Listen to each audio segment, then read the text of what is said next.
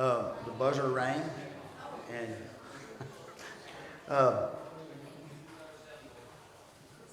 as usual, does anybody remember what book we've been studying in, or what? Does anybody remember one of the epistles that we've been studying here the last 3 or 4 weeks? Yeah. Does anybody know? Anybody remember? Remember, I always ask, do you remember anything about what we studied last week?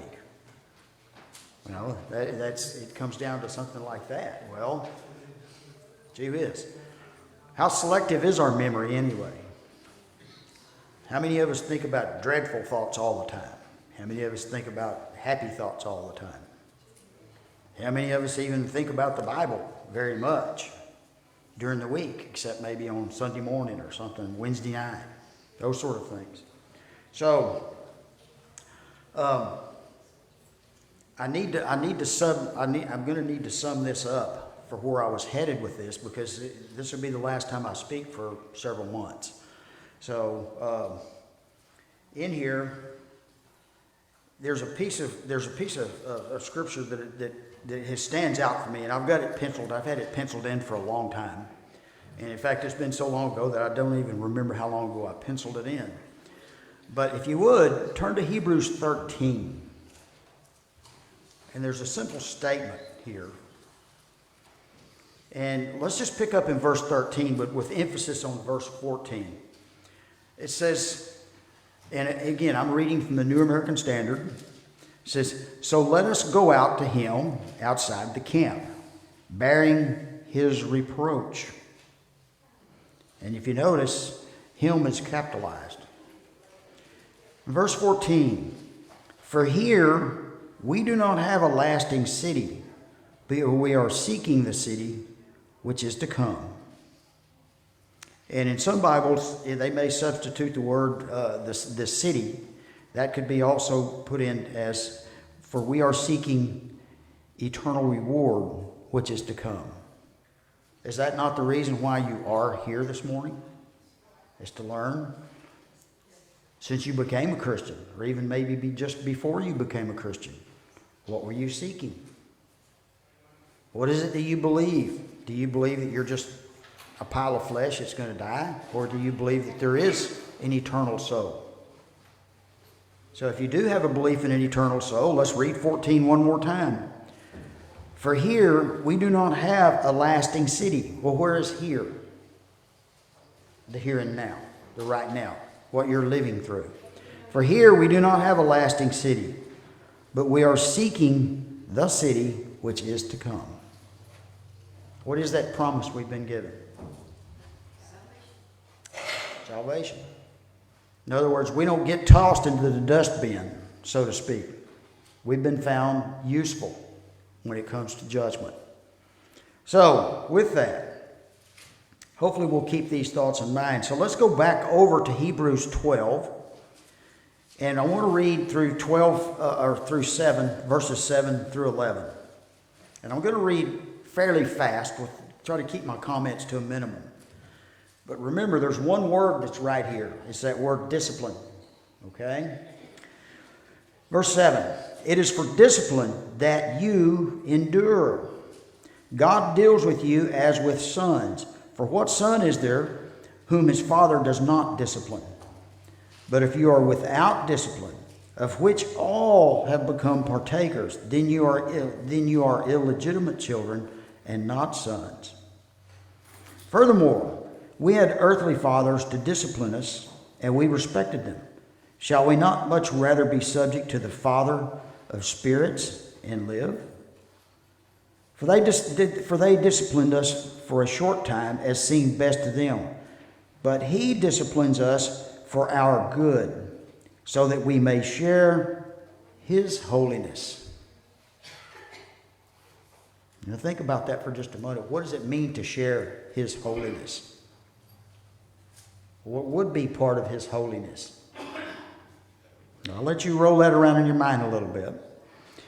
Verse 11. "All discipline for the moment seems not to be joyful, but sorrowful. Yet to those who have been trained by it, afterwards it yields the peaceful fruit of righteousness. Reread that part again. But sorrowful, yet to those who have been trained by it, what is it? Discipline. Afterwards it yields the peaceful fruit of righteousness.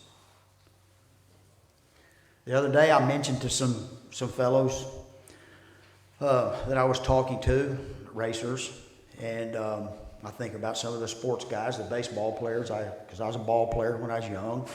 And one of the favorite things to do after a game or whenever we weren't playing or practicing or after the races are over with, let's go to the beer joint or some other place of ill repute. And I didn't want to go. Why? Why didn't I want to go? I knew better. Discipline taught me there's a better way. If you want to be in compliance with what God wants, you don't go to the beer joint and hang out. Unless you go to a beer joint and really gather up some courage and start to preach the gospel there. Now, how long do you think in a beer joint you'd last in there? Sometimes maybe a while, but most of the time not. Most people in there are going to say, I don't want to hear it. What are you here for? You're ruining my good time. My good time. So with this, discipline. Yet those who have been trained by it. Well, I would say that most of you in here have been trained. Who taught you? Hopefully some of it came from your parents. But your parents can't do everything, can they? Who alone is responsible for your actions? You are. You are. And that's something you have to recognize. If you don't recognize it, you just can't say. I'll always remember there used to be this TV show, and those older people would remember this. There was a famous comedian. His name was Flip Wilson. And he used to play this part of a woman. And he would always say, oh, the devil made me do it. Did the devil make you do anything? What about Eve? Did he force himself on there? He was a pretty good con artist. But who forced who in that situation? And that's one of the truths you have to face up to. You will be held accountable for your own actions. Let's say you're rolling down the road at 60 miles an hour in a 20 mile an hour zone and a kid runs out and you can't get on the brakes fast enough and you run over that poor child. And there's a bad result of that. How accountable will you be held in this life right now? You think they'll just go, oh, well, that's okay, just a little kid, no big deal. Or what do you think's going to happen with that crying mother or father that wants to beat the tar out of you for being an idiot going 60 in a 20? Simple examples like that relate directly back to what we read here.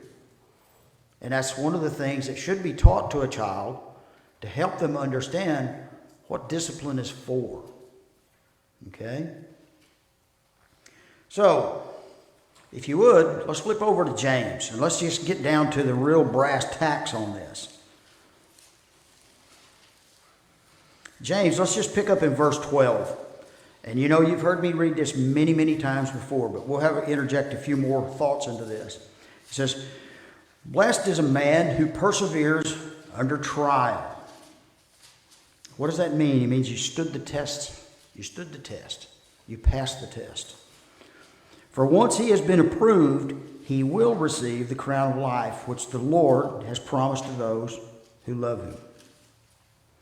Let no one say when he is tempted, I am being tempted by God. And here's a blanket, plain, easy to understand statement that follows.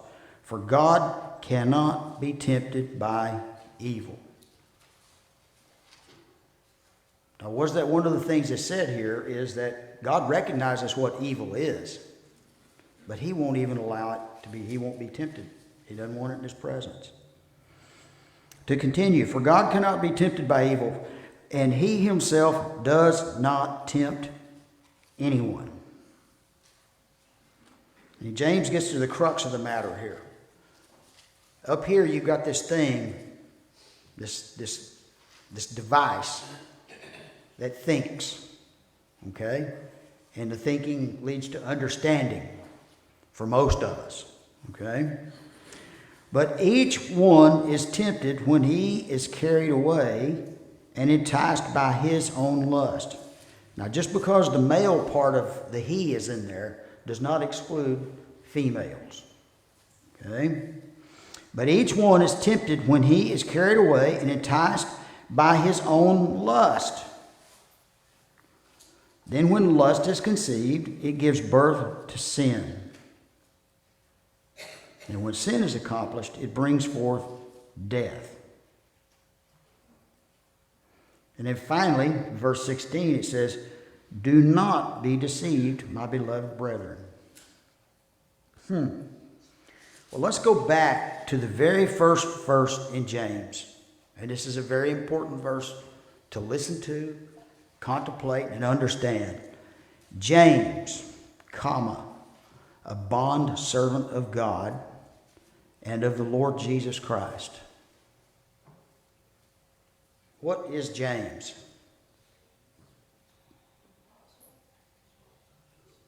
We don't know for sure that he's an apostle, but what is James? It says right there, doesn't it?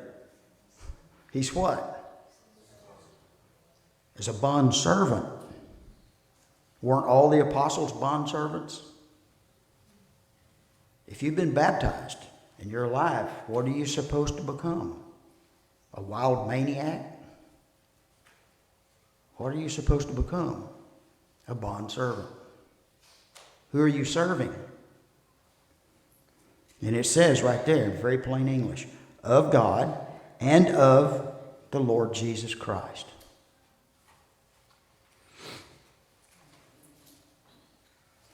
How hard is it not to serve self? That's one of the things this bondservant means. A bondservant does what he's told to do, right? He's a trusted servant. What about us? How trustworthy do you find yourself? When you actually sit down and lay down at night in bed or just contemplating some point in time, how trustworthy are you? Sometimes I find myself not trustworthy. So I'm at war with my own self. And that's one of the wars that's spoken of throughout Scripture, is this battle, this continuous battle that goes on between good and evil. And that decision, that privilege has been given to us above all the rest of the animal kingdom as to what to do. Whose choice is it? It's not your choice, is it? Is it your choice? See, you can't make those choices for me. You might force it on me. There's a lot of people in this world that you want to use force to get you to do something. But at the end of the day, what did Jesus say in the garden? Not my will, but your will. I will do what you've set me out to do. Can we not say the same thing about ourselves? And that's something that discipline will teach us. Discipline will teach us the proper ways to behave and do things. Even Paul wrestled with that. I just got a notation here. If you look in Romans, and if you just read from the 13th verse through the 24th verse, Paul even writes about his own self, the turmoil in his mind. And if an apostle has it, all of us have it. We're humans. Even Jesus had it for a moment. Because why? He knew what he was fixing to face. Part of it was humiliation. Part of it was the sheer pain of what he was fixing to go through. But what did he choose to do? He chose the hard path. But the hard path leads us toward the objective of what you're here for. Okay? You're not here just to be here. You're here to learn. You're here to show others that you're willing to go through life. It's not some easy thing, okay? So, if you would, well, I've got a couple other things. I have to ask this, because this will lead to what we're going to read next. It says, what are evil things anyway? What is evil?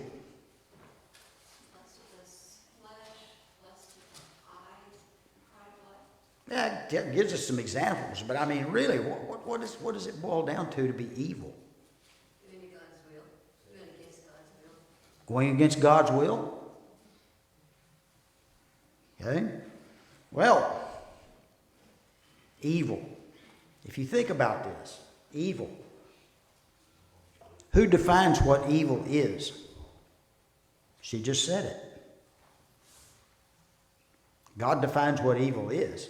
So he knows it exists, doesn't he? What exists outside the boundaries of evil? What about good? That's that continuous fight that we have between good and evil. We've heard that probably ever since we were little kids. When we were little kids, we didn't understand, but nevertheless. I thought of an example this morning, and maybe you've heard me say this before. I had a good friend of mine in Odessa. His dad bought him a little motorcycle. He had a big fight with his dad. Was riding home from the little place that he had went. He had hot-wired his bike, had no headlight, ran into the back of a truck, and it took out this part of his head and killed him instantly. Now you think about this. Go all the way back. Here, son, here's a motorcycle. Here's the key to a motorcycle. Be careful. Well, then later on they had a fight before Douglas, that's my friend's name, is Douglas Beck, decided to go to this thing called play night. So his dad took the key away. No, you can't go. I don't want you to go. You don't need to be out at night on that thing. So what did Douglas do? He hot-wired the bike and he went. Now what if he would have followed his father's advice? At least on that particular occasion, I don't think he would have wound up the way it wound up that night. But what if his father had never given him a motorcycle in the first place?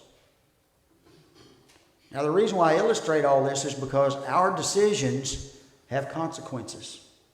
We may not suffer the consequences in the immediate, but somewhere along the way, consequences will matter. What did you do? Now, I say all these things so we can think about what we're going to read here. If you would, turn over to Proverbs 3.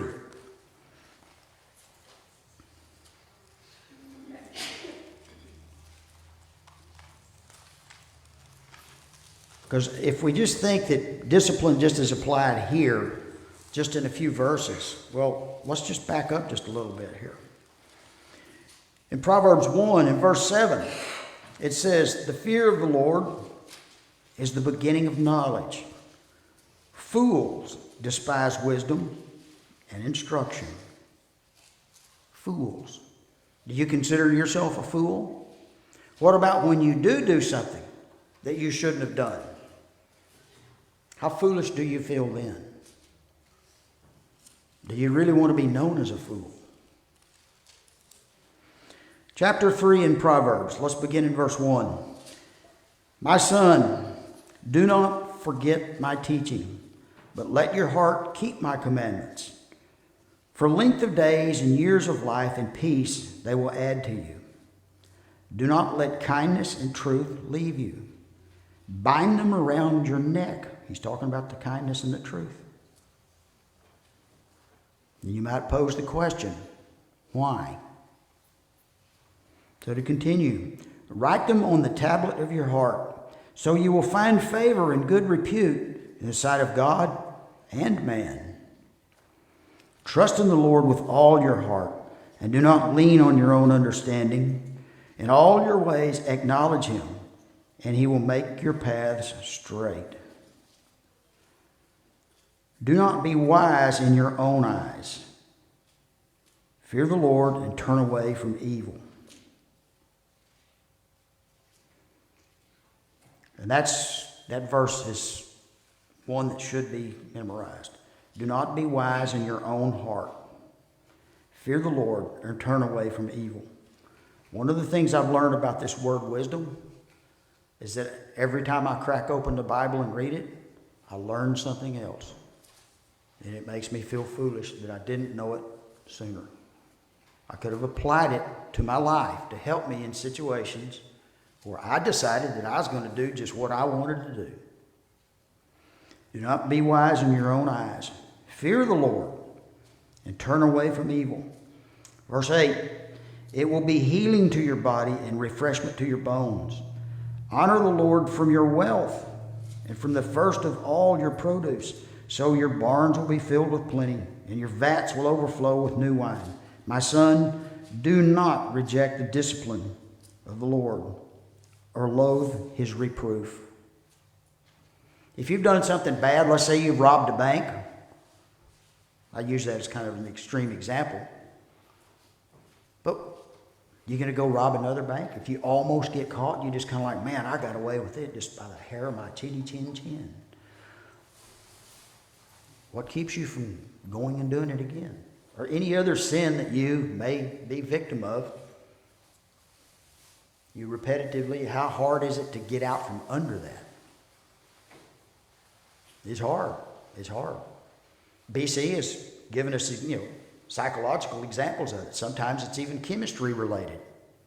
Of how do you get out of this terrible tornado I've created for myself? What about kids that are watching TV or listening to radio or watching their phones all the time? We're starting to see it in society everywhere. A society that is unbounded. There's no, hey, just do what you want. There's no repercussions for this. Just do it. We've got criminals now. They're just in and out. Jail's just an in and out swinging door. Why? Where did the discipline come from for those people? It probably wasn't given. Or somewhere along the way, something was learned that let them just turn their mind loose. Well, God gives every one of us to parents. And it starts with the parents. Yeah. It starts with the parents. And they need to keep the home focused on God. Yeah. Obedience to God. And instill that in children. Yeah. And that's not... It's a hard task. It really is a hard task. I've never done it, but I'm sure it is. And, No. and even more so now because you have so many outside pressures. Well, it's always, the outside pressures have always been there. They'll never go away. More now. Oh yeah, well it's replete with all the electronics and everything that we have now. The freedoms that are given. I'll never forget when our daughter asked us, oh, I need to have a beeper or whatever those things used to be called. Well, the beeper turned into a cell phone. Now then, the cell phone is, there's one right there. I might miss a call. Gee whiz. I might miss a text. Those sort of things. And that's a better venue for false prophets. It's everywhere. It's everywhere. What do you do with a system of belief that says the ends justify the means? That's something that comes straight out of the Marxist belief system, communism. The ends justify the means. In other words, you can lie about it and it's okay because it's good for them. Think about if you don't know history of most of the communist states in the world, you need to learn it. You really do, because it goes 100% against what God teaches us. Okay? You will live by force. God doesn't use force. He uses example. He gives us reasons for it. And you make your own choice. You make your own choice. So, to continue here. Verse 11. My son, do not reject the discipline of the Lord, or loathe his reproof.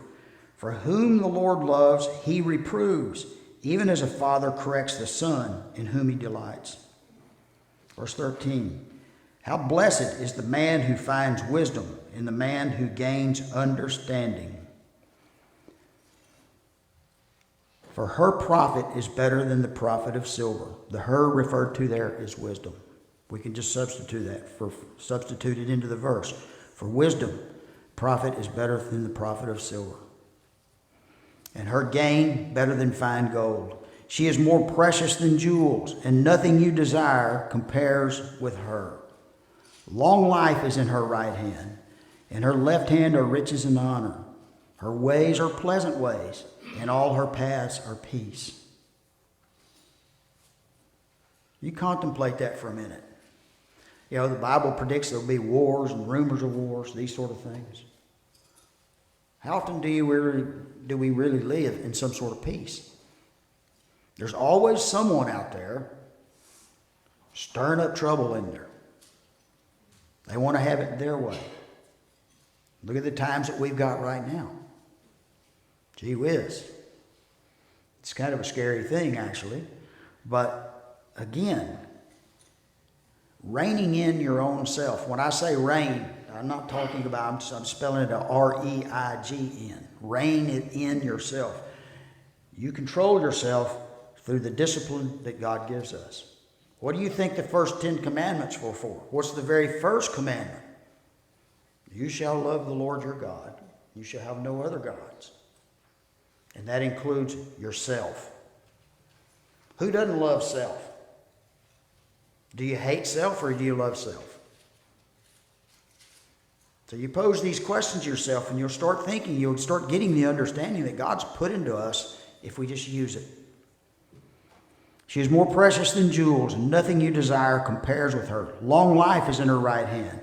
In her left hand are riches and honor. Her ways are pleasant ways, and all her paths are peace. She is a tree of life to those who take hold of her, and happy are all who hold her fast.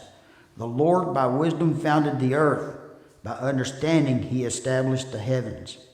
By his knowledge the deeps were broken up, and the skies drip with dew. My son, let them not vanish from your sight. Keep sound wisdom and discretion. Sound wisdom and discretion. Well, where do you learn that from? The Father's talking to the Son. Who's your father? A lot of us in here, our father is long gone. The physical father is gone.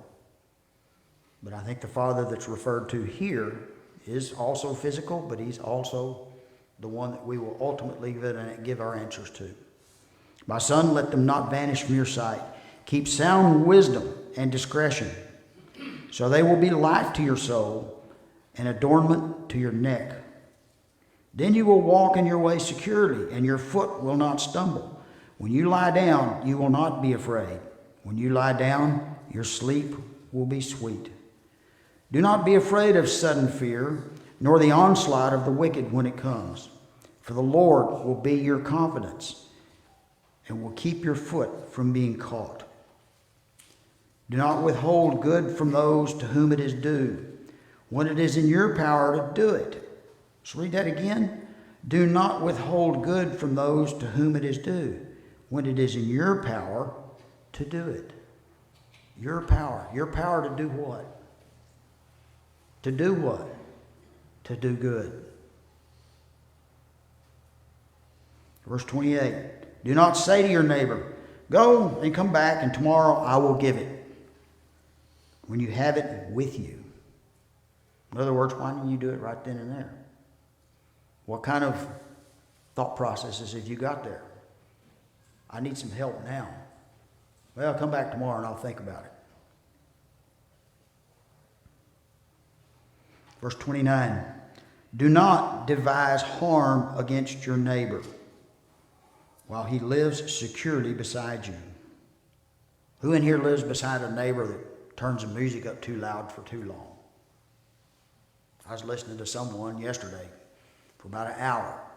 I mean, this guy's, he's probably a half mile away and you could hear that music, and I'm just going, how in the world can the people next door to that guy stand it? And I started thinking, well, maybe they know something about that man that I don't know, and they're afraid of him because he's one of those people that will take them to task if they tell them to turn the music down. I lived in the college dorms at one point in time, and the music was so loud for so long that me and another baseball player devised a way to get these guys to shut up. And we threatened them with violence. But they shut up. Was I really justified in doing it that way? I don't think so. I don't think so. In retrospect, I think there would have been a better way. I had asked them several times, but they just didn't listen. There are some people that simply are going to do what they want to do. How many people do you know here like that? Not here, but how many people in here know someone that's just going to do whatever they want to do, regardless? Verse 30. Do not contend with a man without cause, if he has done you no harm. Do not envy a man of violence, and do not choose any of his ways. For the devious are an abomination to the Lord, for he is intimate with the upright. The curse, oh, wait a minute. He is intimate with the upright. What does that mean? How could he be intimate with you? The closeness. Well, where's the closeness reside? Is he right here? I suggest to you the intimacy is right here. This is the discipline. This is all right here. Comes right here. But he is intimate with the upright. The curse of the Lord is on the house of the wicked, but he blesses the dwelling of the righteous. Though he scoffs at the scoffers, yet he gives grace to the afflicted. And finally, the last verse in this. The wise will inherit honor, but fools display dishonor. One of the most foolish things I can think of at this moment, and this is not, to me, this is not political. This is just common sense. I saw this thing, and I'm going to say something that may get me in trouble, but I saw this news article the other day. I forget which, it was a governor in one of the states, made a ruling that they're going to put tampons in men's restrooms. What in the world is going on here? What kind of thought pattern is that? Where did that come from? How far down the rabbit hole are we going now? Let me ask you, would you stand up against something like that? Or are you just going to sit back and do nothing? How will you be judged if you don't stand up for something that's right? And that's one of the problems we're having now. We're lacking the courage it takes to stand up and tell people, you need to learn. You need to learn. There's no use in calling people bad names or anything like that.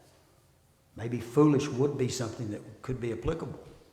But they'll turn it around on you just as quickly and they'll call you a fool. You're a fool for believing that there is a God.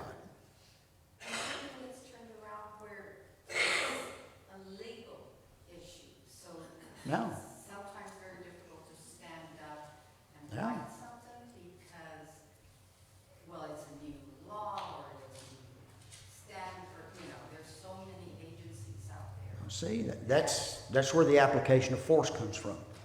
They will force you to behave that way. You're here by choice this morning. And I applaud that choice. I stand up here. No one's forcing me to stand up here and do this.